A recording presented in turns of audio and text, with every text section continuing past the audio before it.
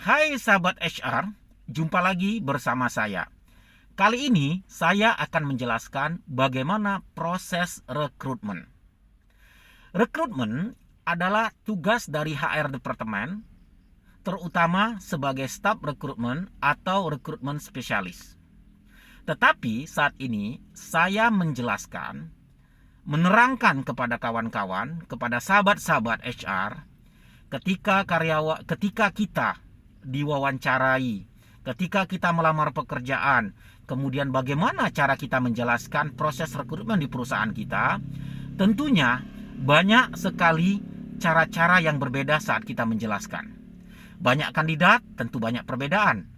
Ataupun secara menyeluruh, terkadang semua kandidat menerangkan proses rekrutmen itu berdasarkan SOP yang berlaku. Apa yang dimaksud dengan SOP berlaku? Contoh begini.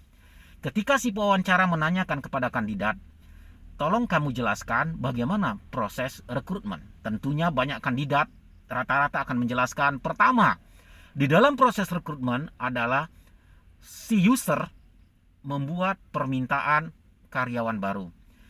HRD kemudian mencari kandidat, HRD melakukan psikologi tes, ARD melakukan wawancara, baik wawancara dengan HRD maupun wawancara dengan user.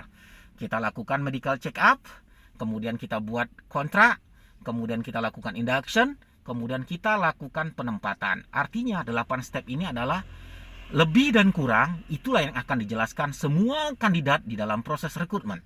Tetapi saya akan menjelaskan bagaimana kita sebagai staf rekrutmen ataupun rekrutmen spesialis menjelaskan proses rekrutmen sehingga berbeda dengan kebanyakan orang, tetapi di dalam penjelasannya juga mudah dipahami dan si pewawancara juga merasa tertarik dengan apa yang kita terangkan. Jadi bagaimana cara menerangkannya? Ketika si pewawancara menanyakan bagaimana proses rekrutmen di perusahaan Anda, maka yang kita jelaskan adalah di dalam proses rekrutmen yang paling penting tujuannya adalah pertama, bagaimana kita mendapatkan kandidat dengan kualifikasi sesuai dengan kualifikasi yang diinginkan oleh user. Kedua adalah bagaimana kita HR mendapatkan atau mengachieve target kita, mengachieve lead time kita dalam proses rekrutmen, sehingga tidak mengganggu departemen terkait. Nah, dari dua hal ini adalah tujuan dasar. Kemudian setelah itu kita terangkan, di dalam proses rekrutmen, pertama yang perlu dipahami adalah persiapan. Apa itu persiapan? Yang dimaksud persiapan ini adalah bagaimana kita memiliki yang namanya database kandidat. Database kandidat ini adalah bertujuan untuk memudahkan kita di dalam mendapatkan karyawan secara langsung, direct, tanpa kita mencari lagi karyawan. Nah, bagaimana kita cara mendapatkan database, mengumpulkan database? Caranya adalah sebagai berikut. Pertama, database kita dapat dari aplikasi yang diterima kita melalui emails ataupun direct langsung ke perusahaan kita. Yang kedua adalah kita dapatkan database kandidat dari job fair.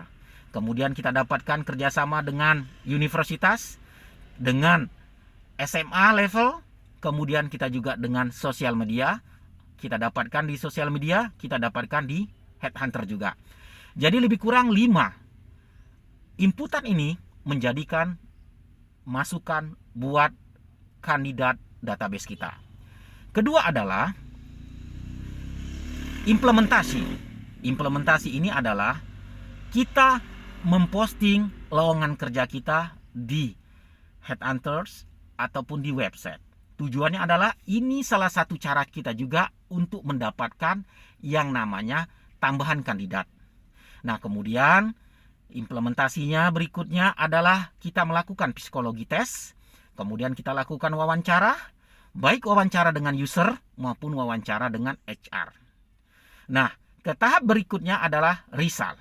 Yang dimaksud dengan result adalah kita melakukan medical check up terhadap kandidat yang sudah kita dapatkan. Kemudian kita melakukan offering letters. Setelah offering letter disetujui, maka kita menentukan waktu mereka kapan bergabung. Kemudian setelah itu kita membuatkan kontrak kepada mereka. Setelah kontrak kita buat, jangan lupa juga kita melakukan onboarding training, induction training. Dilakukan 2-3 hari yang bertujuan adalah supaya kandidat bisa beradaptasi. Bisa beradaptasi dengan visi misi perusahaan, bisa memahami polisi perusahaan, bisa memahami kinerja yang akan dilakukannya. Nah, yang terakhir adalah bagaimana kita bisa mengevaluasi kinerja mereka setelah kontrak berakhir. Kita bisa memutuskan apakah dia akan menjadi karyawan tetap ataupun tetap akan dilanjutkan kontraknya. Nah, kira-kira cara inilah yang kita jelaskan kepada si pewawancara. Sehingga dengan langkah-langkah penjelasan seperti ini, konsep seperti ini mudah dipahami oleh si pewawancara. Kemudian kita berbeda dengan kebanyakan orang. Kemudian kita juga terlihat bahwa kita sangat menguasai, sangat memahami konsep plan, do, check, and action. Kira-kira inilah masukan dari saya, penjelasan dari saya. Semoga bermanfaat. Terima kasih, sampai jumpa di lain waktu.